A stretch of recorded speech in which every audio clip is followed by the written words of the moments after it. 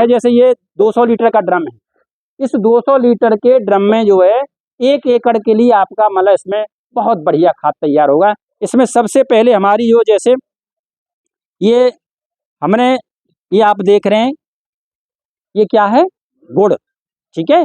इसमें 1 किलोग्राम गाय का मतलब गुड़, वो 1 किलोग्राम ये गुड़ लेते हैं, गुड़, ठीक है।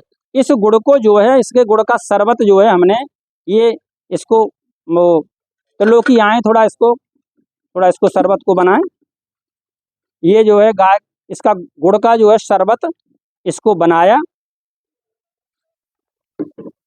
दूसरा हमारा जैसे मैंने बताया ना 1 किलो गुड़, दूसरा जो है 1 किलो हमारा ये बेसन या किसी भी दाल का आटा, ये जो है इसको हमने इसी शरबत में जो हमारा गुड़ का शरबत है, इस शरबत में हमने जो है इसको घोल लिया।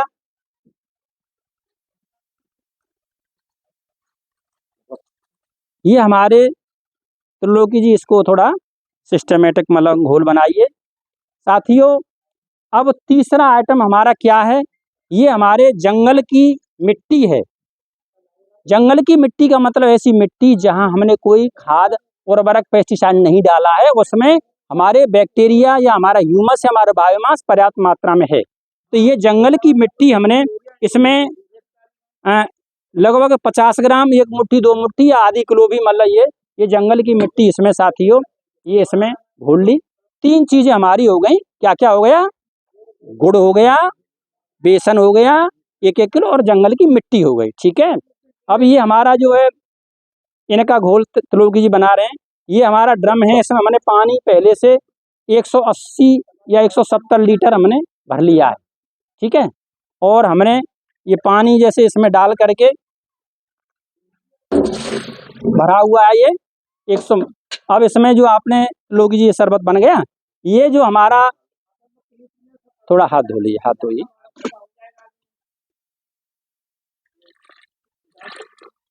ये जो है क्या क्या है इसमें, एक बार और रिपीट करूं, 1 किलो गुड़, 1 किलो बेसन और आपके खेत की जंगल की मिट्टी, जंगल की मिट्टी नहीं है, गूलर है, पीपल है, जहाँ मतलब बरगद है, इनके जो है पेड़ों के नीचे की मिट्टी बहुत अच्छी होती है।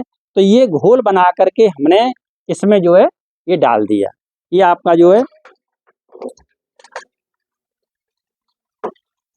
अब हमारा अगला काम है कि हमारा ये गौमूत्र है 10 लीटर, देसी गाय का गौमूत्र जो है ये आप देख रहे हैं, ये हमारा ये 10 लीटर जो है गौमूत्र है। ये गौमूत्र को जो है हमने इसी में ये जो है डाला, डाल दो, ठीक है। 10 लीटर ये गौमूत्र हो गया। अब हमारा जो है ये 10 किलोग्राम ये जो है देसी गाय का गोबर, ठीक, गोबर को जो है हमने इसको दिखा दो थोड़ा, ये इसको जो है 10 किलोग्राम गोबर को हमने इसी में डाल दिया। इसको डाल दो इसको गोबर को।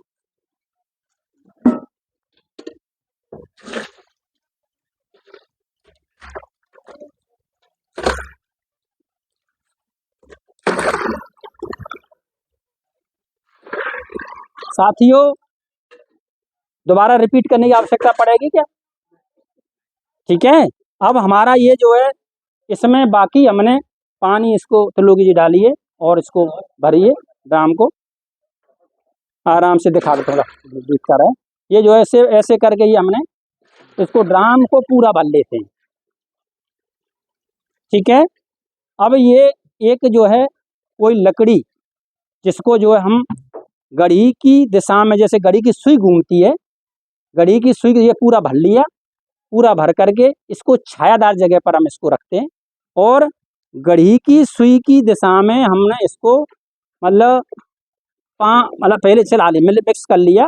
मिक्स करने के बाद अब हम इसको जो है क्या काम करेंगे कि ये जो हमारी ये जूट की बोरी है, इस बोरी से 5 दिन के लिए इसको रख देंगे, ठीक है।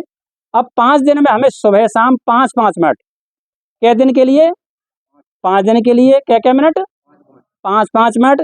इसी तरह हम इसको जो है घड़ी की दिशा में, मतलब जैसे घड़ी की सुई चलती है, हम दूसरी दिशा में नहीं करेंगे। ऐसा करने से हमारे जो माइक्रोवेव्स हैं, सूक्ष्म जीवाणु हैं, वो मर सकते हैं। हम इसी दिशा में हम इसको 5 मिनट ऐसे सुबह और शाम को चलाएंगे। ऐसा करने से साथियों ये जो बहुत बढ़िया आपका DAP कह लो, NPK कह लो, उर्वरक कह लो, बहुत बढ़िया उर्वरक प्रयोग हो गया। अब इसके प्रयोग से आपको कैसे प्रयोग करना है, प्रयोग की विधि मैं आपको बताऊं।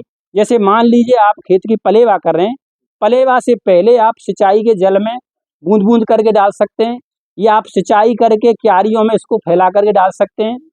ठीक है, इस तरह आपने ये अपने खेत में पहुंचा दिया। पहुंचाने के बाद अब जो है आप क्या करेंगे कि इसको प्रथम सिंचाई पर 20 का प्रयोग कर सकते हैं। मात्रा 1 एकड़ के लिए 200, यही जितना है उतने रहेगी। फिर आप जो है इसका स्प्रे भी कर सकते हैं। स्प्रे जैसे करना चाहेंगे तो आपका इसमें जो है मतलब पहली बार में मतलब लगभग कुछ पानी कम लगेगा, तो उस हिसाब से दोबारा में इसके 2-3 छिड़काव भी हम कर सकते हैं।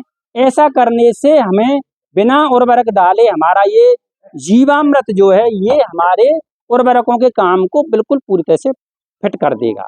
साथियों, घन जीवामृत और बाकी जो मद हैं उन मदों को मैं आपको अगली बैठक में बताऊंगा। आपकी कोई प्रश्न हो, जिज्ञासा हो, आप पूछ सकते हैं, और अन्यथा जो है अगली मीटिंग में आपको घन जीवामृत, बीजामृत इनको बताऊंगा। धन्यवाद साथी।